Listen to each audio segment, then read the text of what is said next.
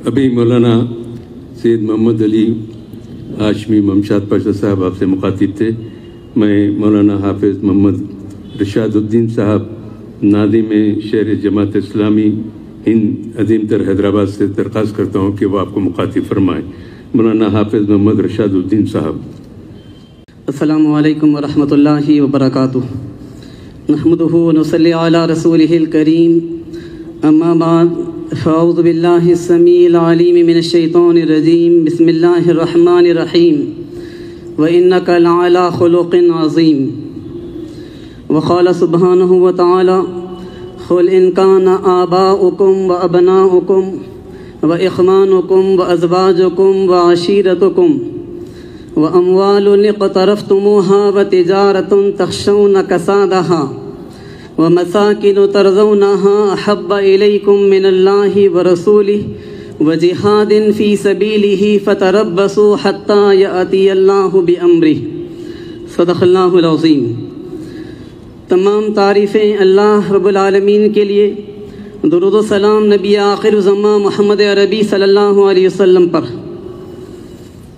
मोहतरम जनाब बैरिस्टर असरुद्दीन अवैसी साहब, सदर मजलिस व रुकन पार्लियामेंट, डाइस पर तशरीफ़ फरमा, क़ायदीन, उलमा और मोहतरम सामीन, मैं मुख्तसर वक्त में 3 बातें आपके सामने रखूँगा। सबसे पहली चीज़, दुनिया इस वक्त इस्लामोफोबिया का शिकार है। पहले मगरिब इस्लामोफोबिया का शिकार था, अब हमारा मुल्क भी तेज़ी के साथ उसकी लपेट में आ रहा है। इस्लामोफोबिया का मतलब ये नहीं है कि दुनिया इस बात से डरती है कि मुसलमान किसी जगह क़त्ल गारत गरी और खूनरेज़ी और फसाद बर्पा कर देंगे, या किसी जगह बम ब्लास्ट कर देंगे, या किसी ममलिकत पर हमला कर देंगे, बल्कि उन्हें अंदेशा ये है कि इस्लाम की फितरी कशिश लोगों को अपनी तरफ इस रफ्तार से खींच रही है कि इस पर रोक लगाना किसी सूरत में मुमकिन नज़र नहीं आ रहा है। एक बड़े दानिश्वर डेविड सेलबोन ने एक किताब लिखी, लूजिंग बैटल विद इस्लाम। उसके अंदर उसने ये बात लिखी है कि अब इस्लाम के ख़िलाफ़ लड़ाई लड़ना मगरिब के लिए मुमकिन नहीं रहा। फ्रांस के माइकल हॉलबर्ग की एक किताब आई है सबमिशन नाम से। वो तो इस हद तक इस्लामोफोबिया का शिकार हुआ कि उसने ये बात लिखी कि अगले 7 सालों में पेरिस पर इस्लाम पसंदों की हुक्मरानी का दौर आ जाएगा।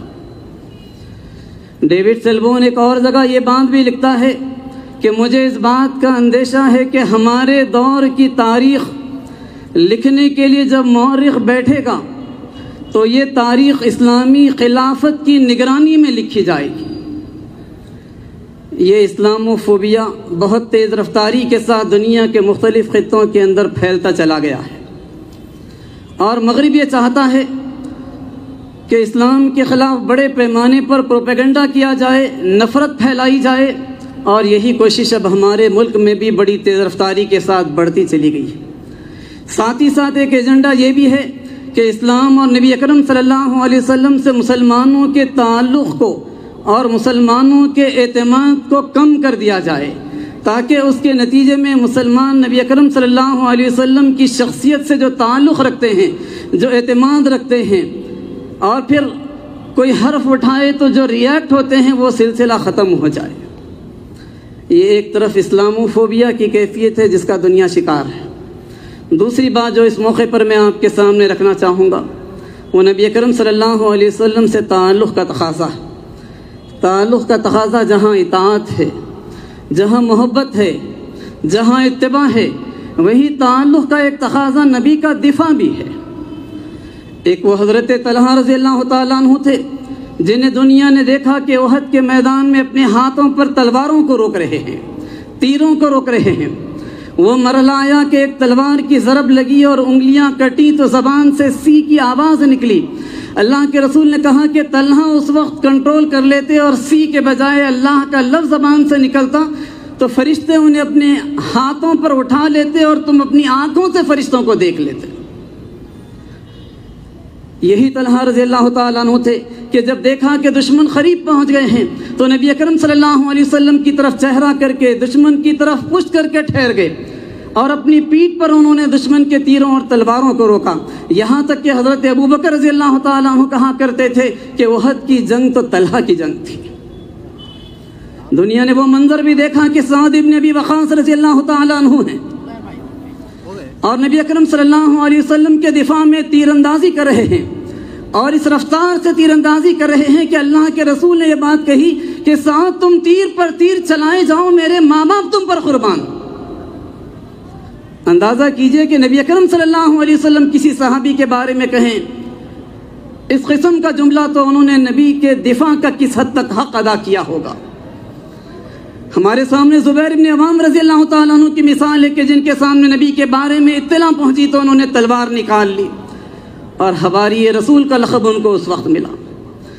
اسی طریقے سے حضرت عمر ابن خطاب رضی اللہ تعالیٰ عنہ کے سامنے جب ایک یہودی نے نبی اکرم صلی اللہ علیہ وسلم کی شان میں گستاخی کی تو حضرت عمر تلوار کھینچ کر کھڑے ہو گئے اور کہا اللہ کے رسول اجازت دیجئے کہ میں اس دشمن خدا اور دشمن رسول کی گردن مار دوں۔ صحابہ نے نبی کی زندگی میں نبی کا اس طرح سے دفاع کیا تھا۔ نبی اکرم صلی اللہ علیہ وسلم کے دفاع کا ایک تقاضا یہ ہے کہ علمی سطح پر دفاع کیا جائے، نبی سے تعلق کا تقاضا یہ بھی ہے کہ عملی میدان میں دفاع کیا جائے، اپنی تحریروں کے ذریعے سے، اپنی تقریروں کے ذریعے سے، اپنے ڈائلاگ کے ذریعے سے، اپنے ڈیبیٹ کے ذریعے سے نبی اکرم صلی اللہ علیہ وسلم کا دفاع کیا جائے اور نبی اکرم صلی اللہ علیہ وسلم کے مشن اور نبی کی شخصیت کا دنیا کے سامنے تعارف کروایا جائے۔ تیسری بات جو میں اس موقع پر آپ کے سامنے رکھنا چاہوں گا وہ یہ کہ ان حالات میں امت مسلمہ کے سامنے کرنے کے لیے کیا راستے ہیں۔ ایک راستہ تو سرنڈر ہونے کا راستہ ہے، ہر چیز کے لیے ہم سرنڈر ہو جائیں۔ یوگا کے نام پر سوریہ نمسکار کا مطالبہ کیا جائے تو اس کے لیے سرنڈر ہو جائیں، مسلم پرسنل لا کے بجائے یونیفارم سول کوڈ کا مطالبہ کیا جائے تو سرنڈر ہو جائیں۔ اسلام کے اوپر جہاں کہیں بھی جس قسم کا بھی پریشر آئے اس کے ری ایکشن میں ہم سرنڈر ہوتے چلے جائیں، لیکن ہمارا ماننا یہ ہے کہ یہ راستہ خودکشی کا راستہ ہے، اس لیے کہ ایمان کے بغیر اس امت کی زندگی کی خدا کی نگاہ میں کوئی وقت باقی نہیں رہ جائے گی۔ ہماری زندگی اگر خدا کی نگاہ میں کوئی اہمیت رکھتی ہے تو صرف اس وجہ سے رکھتی ہے کہ ہم صاحب ایمان ہیں، خیر امت ہیں اور اس زمین پر خدا کے آخری دین کے علمبردار ہیں، اس وجہ سے ہماری اہمیت ہے۔ اگر ہم سرنڈر ہوتے چلے جائیں گے، گھر واپسی کے مطالبے پر اس کے لیے بھی تیار ہو جائیں گے تو پھر اس کے بعد نگاہ خداوندی سے اپنا وقار کھو دیں گے، اور کوئی قوم خدا کی نگاہ میں اگر اپنا وقار کھو دیتی ہے تو پھر اس کا زمین کے اوپر بھی کوئی وقار باقی نہیں رہ جاتا۔ دوسرا راستہ جو امت مسلمہ کے لیے ہو سکتا ہے وہ راستہ یہ ہو سکتا ہے کہ یہ امت جذباتی قسم کا ری ایکشن دینے لگے، ناعاقبت اندیشانہ قسم کی مزاحمت کرنے لگے، ان آرگنائز قسم کا رد عمل، ایسا جذباتی رد عمل جس کے پیچھے کوئی ٹھوس منصوبہ نہیں ہو۔ اگر اس رویے کو امت اختیار کرے گی تو ہمارا یہ ماننا ہے کہ یہ خودکشی کا دوسرا راستہ ہے۔ تیسری اور آخری بات کہتے ہوئے میں اپنی گفتگو کو ختم کروں کہ وہ راستہ جو امت مسلمہ کو اختیار کرنا چاہیے وہ راستہ یہ ہے کہ خاموش تماشائی بننے کے بجائے ہمیں میدان عمل میں پوری قوت کے ساتھ آنا چاہیے، پازیٹیو ایٹیٹیوڈ کے ساتھ ہمیں میدان میں جد و جہد کے لیے تیار ہونا چاہیے۔ ایک طرف بڑے پیمانے پر امت کی اصلاح کرنا، امت کو منظم کرنا، تزکیہ اور تربیت کرنا، زندگی کے نصب العین سے واقف کروانا، جد و جہد کے لیے تیار کرنا، دوسری طرف بڑے پیمانے پر برادران وطن کے سامنے اسلام کا تعارف کروانا، اس لیے کہ قرآن کی یہ بشارت ہے کہ واللہ یعصمک من الناس، اگر دعوت کا کام کرو گے تو اللہ دشمنوں کے شر سے تمہاری حفاظت کرے گا۔ اور پھر اس کے ساتھ ساتھ بڑے پیمانے پر خدمت خلق کے کاموں کے ذریعے سے انسانوں کے دلوں کو اسلام کے لیے نرم کرنا ہے۔ نبی اکرم صلی اللہ علیہ وسلم نے یہ کیا، اور اس کام پر ام المومنین حضرت خدیجہ رضی اللہ تعالیٰ عنہ کی اس بات کی بشارت ہے، جو اللہ کے رسول کے اس موقع پر انہوں نے دی تھی، اطمینان دلاتے ہوئے کہا تھا کہ اللہ آپ کو ضائع نہیں کرے گا، اس لیے کہ آپ محتاجوں کے کام آتے ہیں، یتیموں کے سر پر آپ ہاتھ رکھا کرتے ہیں، سائلوں کی ضرورتوں کو آپ پورا کرتے ہیں، اللہ آپ کو ضائع نہیں کرے گا۔ تو یہ دعوت کا کام قرآن کی بشارت ہے کہ حفاظت ہوگی۔ خدمت خلق کا کام ام المؤمنین حضرت خدیجہ کے الفاظ ہیں کہ اس کے نتیجے میں ضائع نہیں کیا جائے گا۔ ہمیں یہ کام کرنا پڑے گا بڑے پیمانے پر۔ ہمیں اس بات کی کوشش کرنی پڑے گی کہ برادران وطن کے پاس ہم پہنچیں، تعارف اسلام کروائیں، خدمت خلق کے کام کے ذریعے سے اپنا نیٹ ورک مضبوط کریں۔ ہولوکاسٹ کے بعد یہودی دنیا میں اٹھ سکتے ہیں اور اتنا اثر انداز ہو سکتے ہیں کہ دنیا کی اہم اور بڑی پالیسیوں پر وہ اثر کر سکتے۔ جاپانی قوم ہیروشیما اور ناگاساکی پر انتہائی خطرناک حملوں کے 50 سالوں کے بعد انڈسٹریل سپر پاور بن کر اٹھ سکتی ہے، تو کیوں یہ امت مسلمہ نہیں اٹھ سکتی؟ کیوں امت مسلمہ میدان عمل میں آ کر اپنے وقار کو دوبارہ بحال نہیں کر سکتی؟